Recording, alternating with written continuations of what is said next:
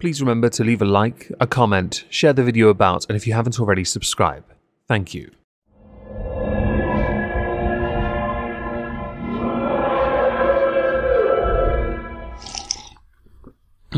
Nice. Hello everyone, welcome back to another bonus round. We're going to be responding to a video from a TikTok. I didn't get it from Libs of TikTok for a change, so this is quite new to us, isn't it? I really do rely on them for content. Now, I perhaps should consider, I don't know, making an effort.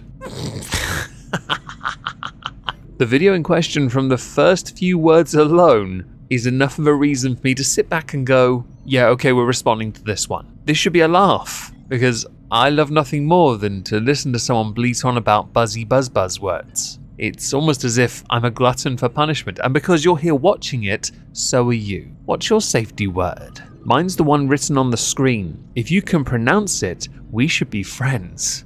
This is not the video I plan to make and share today, but given the conversations going around Cook Talk right now, I think that it's important to finally talk about this.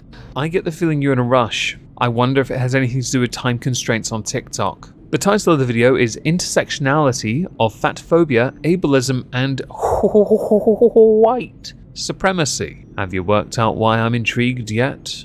Making a video on this topic was already on my to-do list, but given the hate that is going towards some of my favorite creators right now, it got moved up a little bit. Oh, so this is a solidarity thing. Ah, okay. Well then I'm sure this is going to be absolutely amazeballs. By the way, when I was perusing your TikTok, I noticed some of your videos, you were wearing shirts that said things like, "The future is female." Cringe like that is why you belong on TikTok.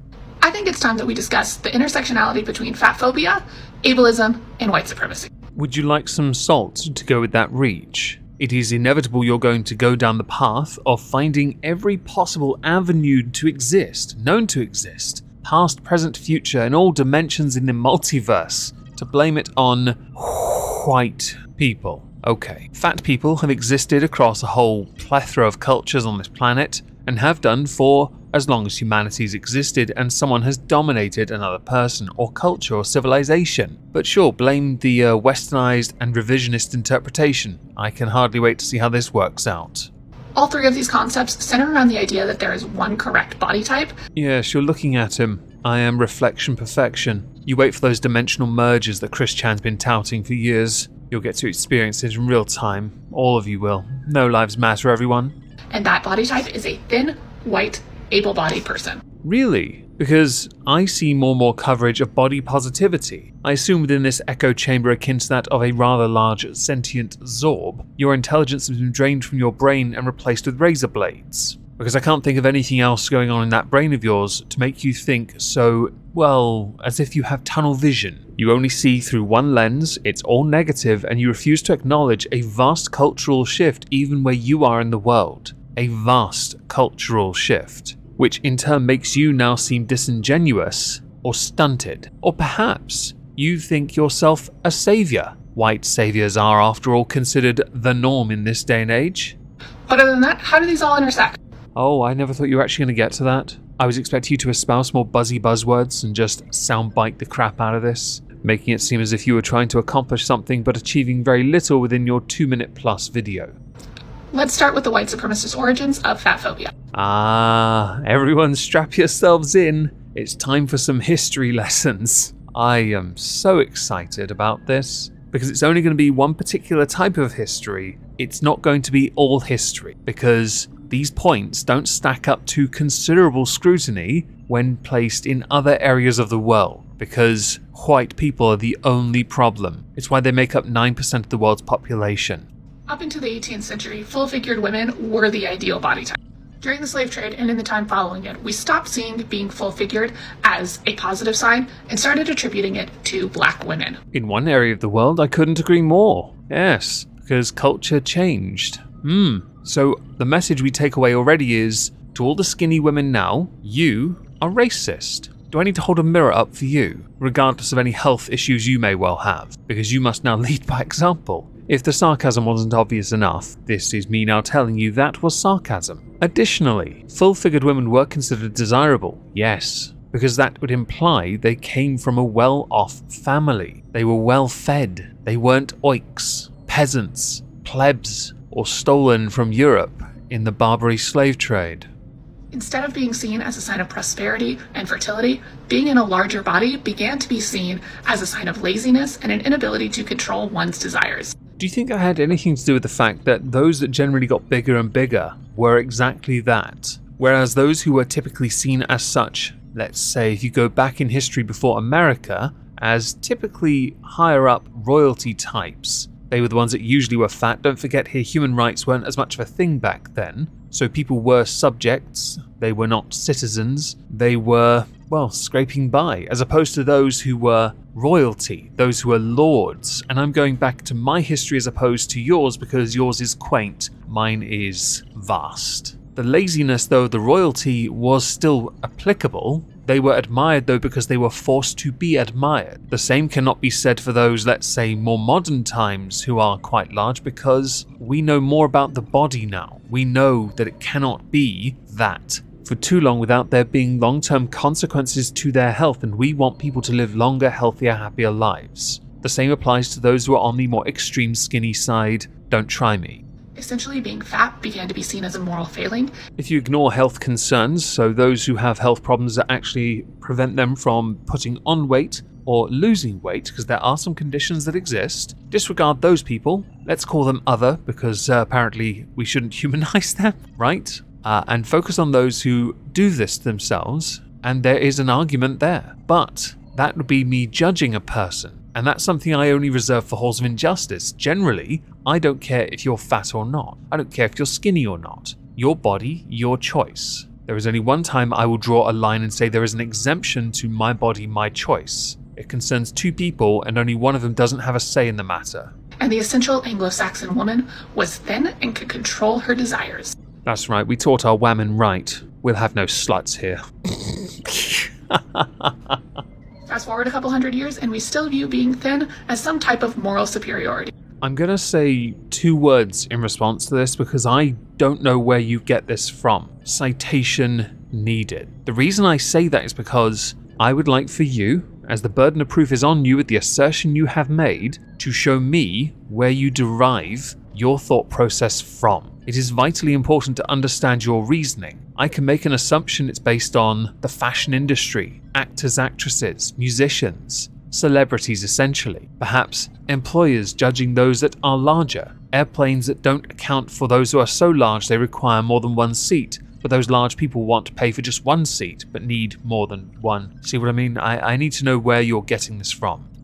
Unless you're too thin like me, unless you're too thin because you have a disability, in which case, why are you disabled? You know, there's a very interesting science behind disabilities. Those who are born with disabilities, that is. But I feel like if I wanted to go through that accurately, it would take about 45 minutes. And I, for the life of me, do not have enough of an attention span to put together such a video. But I did think there was something with you that would perhaps be a reason for why you are as slim as you are. Hence why I'm refraining from making any crass jokes at your expense. I don't do that anyway. Disability in our society is also often viewed as a body that is wrong in some way.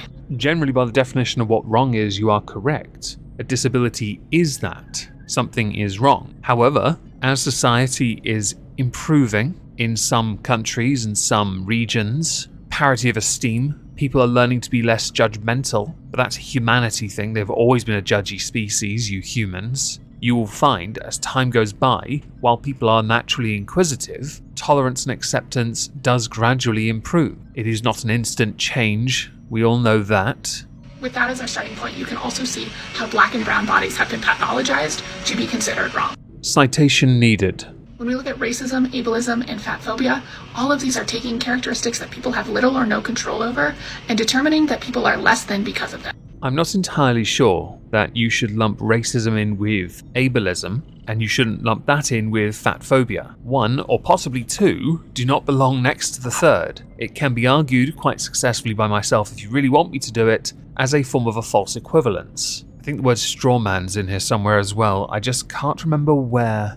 The end result is people creating entire accounts filled with hatred built on attacking people of color, disabled people, and fat people. Wait, you referring to the online sphere now? Do you not know how to internet or how the internet works? You show sign of weakness, or you show yourself as one-dimensional, people will go in on you in a heartbeat. If you were, let's say, insecure about your hairline, Don't be surprised if people then went in on your hairline. If you're insecure you had a weak chin, they're gonna get it. They're gonna get you, they're gonna meme you. It's how the internet has always worked. And there are edgelords online, they've always existed. That's not gonna change. People try to police the internet, this is how you do it. Responding to it on TikTok will only end one way. While you will invariably get a vast number of positive comments, others will not be so kind. And while you might be willing to hit the block, it's only going to make you look fickle. And that in turn will send them with more and more and more. Learn to internet, please.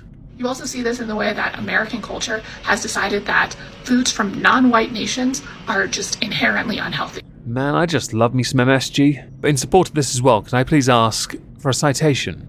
When you've determined that an entire people's food is unhealthy, and pair it with the idea that what you eat makes you fat, which is not necessarily true, and add on the belief that fatness causes illness, which again is not necessarily true, you end up with this disgusting gloop of fatphobic, ableist white supremacy.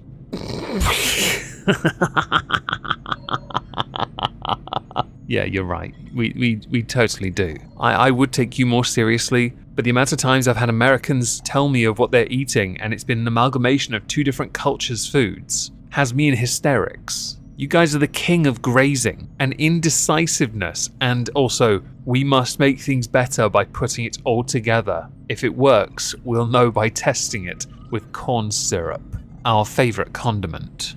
There is a disproportionate amount of violence committed against disabled people, fat people, and people of color. Even if you are not personally committing violence against these groups, you are contributing to it with the hateful vitriol that you call content. Oh, you're so judgy. I thought we were trying to teach a form of kindness here. Difference of opinion is key to that. Agreeing to disagree is another, of course. But being so harsh and judgy. Interesting, you're letting your real person show here, by the way. Just thought I'd let you know.